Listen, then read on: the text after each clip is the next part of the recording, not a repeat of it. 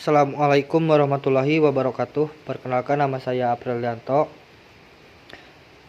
NPM saya 1911000199 dari kelas 7E untuk memenuhi tugas pengambilan keputusan etis.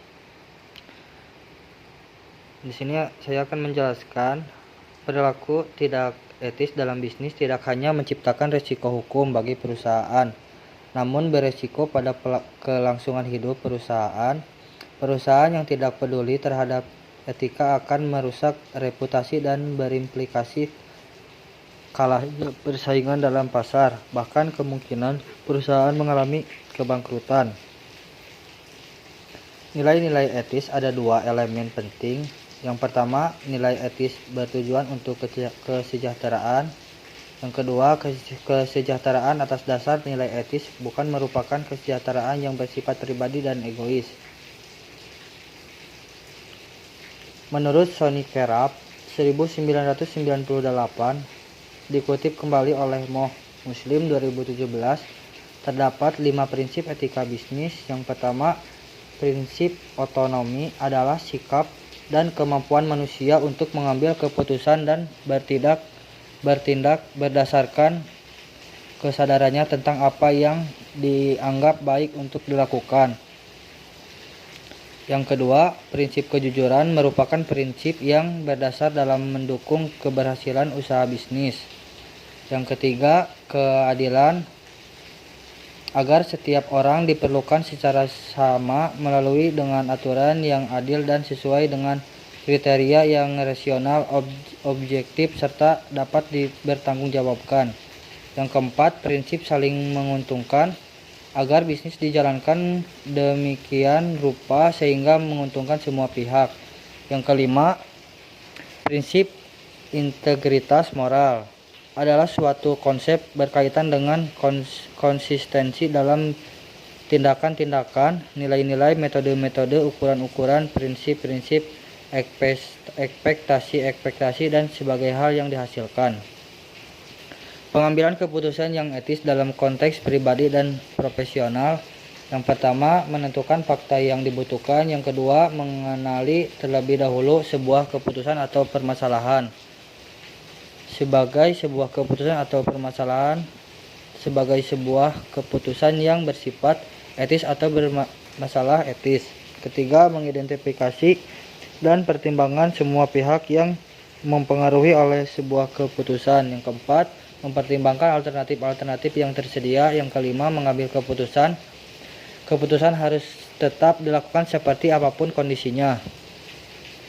Pengambilan keputusan yang etis dalam konteks tanggung jawab pemberi kerja dan hak karyawan. Yang pertama, isu-isu etis di tempat kerja. Yang kedua, parameter dan hubungan kerja. Yang ketiga, perampingan. Yang keempat, kesejahteraan dan keselamatan kerja.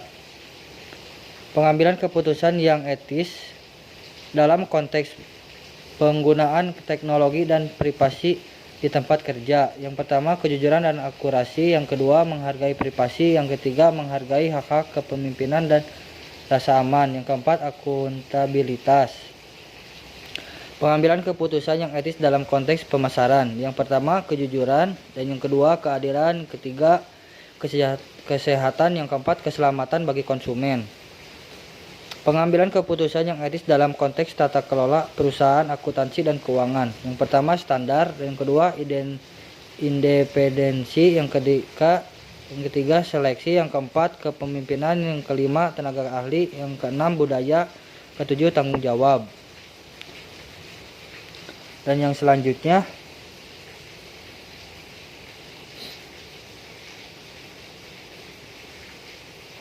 pertimbangan etika dalam pengambilan keputusan. Etika berasal dari bahasa Yunani, diambil dari kata ethos dalam bentuk jamaknya yaitu tetha yang berarti adat istiadat atau kebudayaan.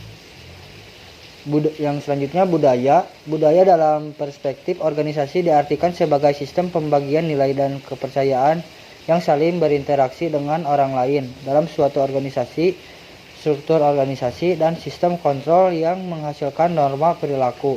Budaya adalah hasil karya cipta manusia yang dihasilkan dan telah dipakai sebagai bagian dari tata kehidupan sehari-hari. Komponen budaya yaitu nilai sebagai sebuah keyakinan tentang apa yang benar dan yang salah. Nilai juga diartikan sebagai asumsi dasar mengenai apa-apa yang ideal, diinginkan atau berharga atau berguna. Keyakinan diartikan tentang bagaimana seharusnya bekerja. Kekuatan budaya ada 3. Yang pertama, budaya yang kuat memiliki potensi yang jauh lebih besar untuk berkoordinasi dan kontrol perilaku secara implisit. Yang kedua, budaya yang kuat senantiasa memiliki nilai-nilai baik formal maupun non-formal yang dianut dan dijalankan secara bersama dan berpengaruh pada perilaku dan peningkatan kinerja pimpinan dan anggota organisasi. Yang ketiga, kegiatan untuk menggunakan budaya organisasi dapat dilakukan melalui pemberian contoh dan teladan yang baik. Hubungan etika dan budaya. Etika dan budaya memiliki hubungan yang erat, di mana masyarakat yang berbudaya tinggi dianggap lebih mengerti dan memahami etika, sedangkan masyarakat dengan pemahaman budaya yang rendah cenderung kurang pemahaman etika. Hubungan etika dan moral. Etika merupakan dimensi moralitas yang berkaitan dengan adat istiadat dan kebiasaan yang telah diterima dengan tujuan untuk membedakan mana perilaku yang baik dan buruk. Ketika dapat diterjemahkan sebagai bentuk, tindakan dan mengacu pada moralitas sebagai tolak ukurnya. Perspektif moral. Yang pertama agama, yang kedua hati nurani, yang ketiga aturan-aturan yang bertulis maupun tidak tertulis. Perspektif etika. Yang pertama, perspektif Islam mengacu pada ketentuan Al-Quran dan Sunnah. Yang kedua, perspektif Barat hanya didasarkan pada rasio yang berakar pada pemimpin manusia tanpa diikat oleh moralitas yang berakar pada keyakinan atau agama. Yang ketiga, perspektif di lingkungan sosial memiliki pandangan yang sama dengan perspektif Islam, yaitu sebagai filter bagi perilaku individu dan menjalankan kehidupannya. Pendekatan etika dalam pengambilan keputusan. Yang pertama, pendekatan manfaat. Perilaku moral harus menghasilkan sebagai bagi kelompok mayoritas, di mana setiap keputusan yang diambil selalu didasarkan pada nilai manfaat yang lebih besar dari 2 atau lebih keputusan yang diambil. Yang kedua, pendekatan individualisme. Tindakan dikatakan bermoral apabila pendukung kepentingan jangka panjang individu yang pada akhirnya mengarah kepada kebaikan yang lebih besar. Yang ketiga, pendekatan hak-hak moral. Keputusan yang tidak melanggar hak asasi dari mereka yang dipengaruhi oleh keputusan-keputusan tersebut. Yang keempat, pendekatan keadilan. Keputusan-keputusan moral harus memenuhi nilai keadilan, kewajaran, kesetaraan, dan tidak memihak. Pertimbangan etika dalam pengambilan keputusan. Ada penentuan tujuan, proses pengambilan keputusan, penerapan tindakan yang dipilih, pengawasan berkelanjutan terhadap konsekuensi. Permasalahan terkait dengan etika bisnis.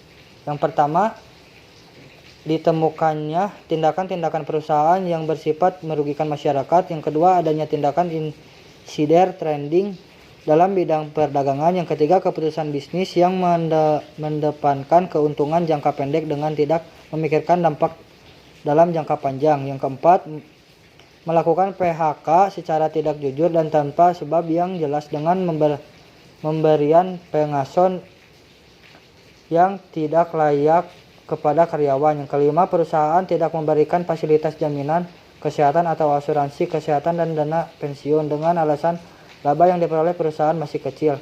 Yang keenam, ditemukannya perusahaan yang memperkerjakan karyawan di bawah umur dan memberikan gaji di bawah normal atau di bawah umur. Yang ketujuh, masih lemahnya undang-undang dan peraturan yang berhubungan dengan etika bisnis, ketenaga kerjaan, lingkungan hidup. Mungkin itu saja dari saya. Mohon maaf bila ada kata-kata yang kurang benar. Wassalamualaikum warahmatullahi wabarakatuh.